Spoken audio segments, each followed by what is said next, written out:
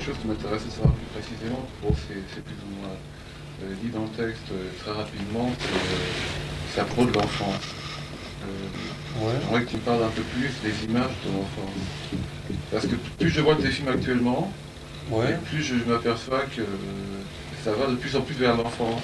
Il y a une plus grande à la fois simplicité dans l'élaboration.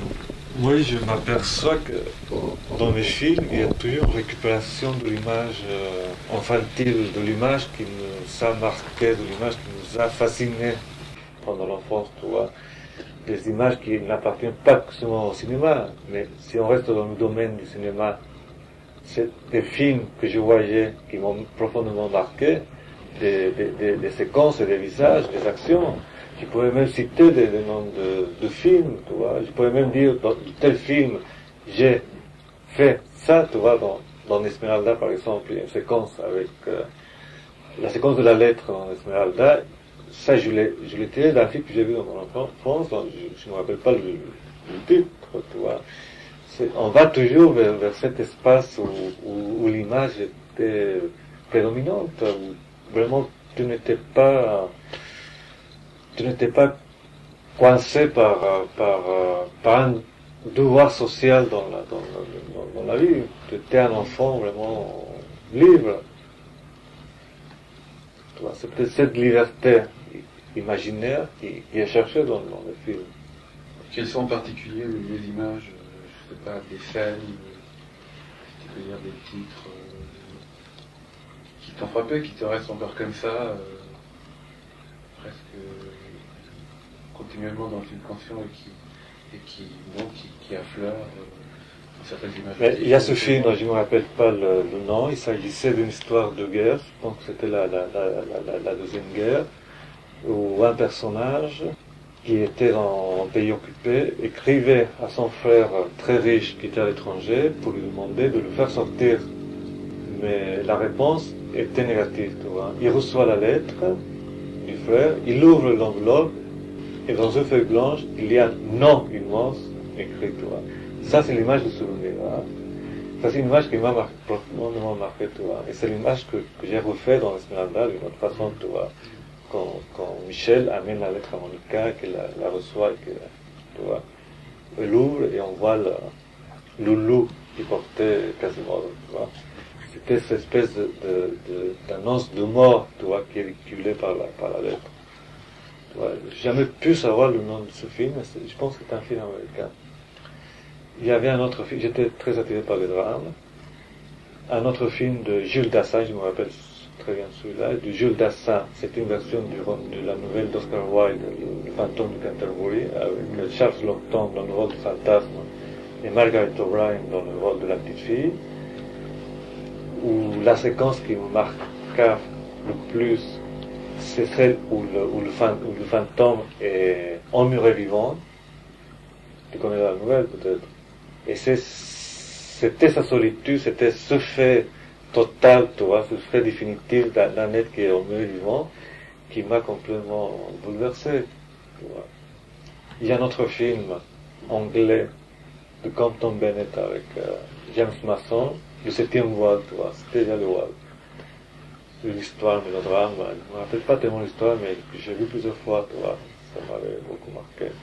Et plus loin encore, il y avait Blanche-Neige, de Walt Disney, que qui m'a ouvert vraiment les yeux au cinéma. J'étais pris vraiment par le film.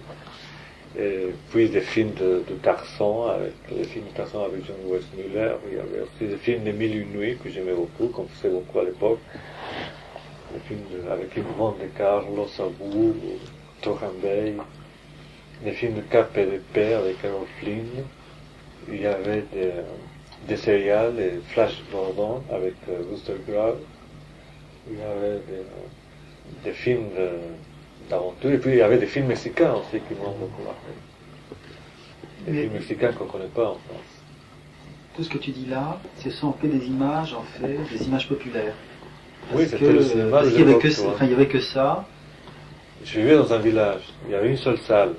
Donc, il y avait qu'un certain cinéma, c'était un cinéma commercial. C'est-à-dire, c'est une culture populaire, complètement. Oui, c'est pour ça que je le dis, tu vois, à l'époque, le cinéma était vraiment un moyen de communication très populaire. Tu les voyais dans quelles conditions ces films je veux dire,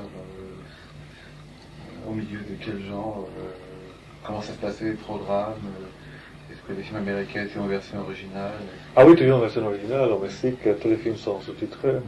Donc, je voyais toujours les films avec les voix d'origine. Et il y avait un double programme, non? Et toujours un double programme. Ouais.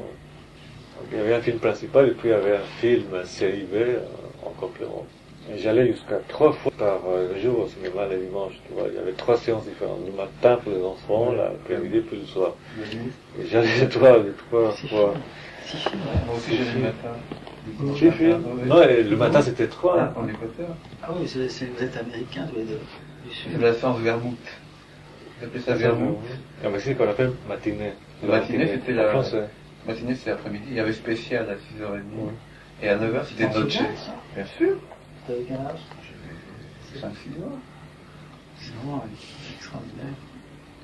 Non, et puis, déjà à l'époque, il y avait déjà des films qui étaient mythiques pour moi. Je me rappelle que dans ma famille, on parlait de Rome, c'est un livre, Ville ouverte de Rossellini, qui est passé dans mon village, tu vois, mais j'étais trop petit pour aller là, mais qui est resté un mythe, tu vois.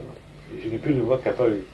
Et tu as dit qu'à 10 ans, tu as vu Voleur de bicyclette. Ah tu oui. l'as vu dans ce cinéma aussi? Ah non, parce qu'à ce moment-là, j'avais tu déjà à étais Montréal où il y avait jeune. 3-4 salles de cinéma, et là, il passait des films européens, italiens, espagnols, français, anglais. Et là, j'ai pu découvrir plein de choses. J'ai vu Le Ciel de Paris qui m'a beaucoup plu, de Vivien, Le voleur de bicyclette, l'autre film de Sika aussi, Chouchia. Tu l'as reçu comment, le Voleur de bicyclette? Ah, c'était un choc, c'était pour moi vraiment un autre cinéma, tu vois. C'était un changement total de ce que j'avais vu, tu vois. C'était vraiment l'ouverture à une autre façon de faire le cinéma, tu vois. C'était le réalisme, c'était vraiment comme ça qu'on devait filmer. Je me disais ça, tu vois. C'était une révolution pour moi, tu vois. À ce moment-là, pour toi, le cinéma, c'est beaucoup resté dans ce que tu fais aujourd'hui. C'était vraiment le monde du rêve. Ouais. C'est comme ça que tu voyais. En même temps, c'est venu à s'inscrire la réalité d'une façon très brutale avec Le voleur de bicyclette, parce que ce film il introduisait la réalité prise sur le vif, ou apparemment, tu vois. Donc, il y a un autre élément qui est venu s'inscrire plus tard, et qui était décisif aussi, tu vois. Donc, il y a cette dichotomie, si tu veux, cette dualité, et qui est présente dans le film aussi, dans Liberté provisoire, dans Table d'hiver, dans Esmeralda, tu vois, il y a les éléments, et Christophe, c'est le premier. Tu vois la réalité, une réalité quotidienne, et le côté imaginaire, le côté onirique.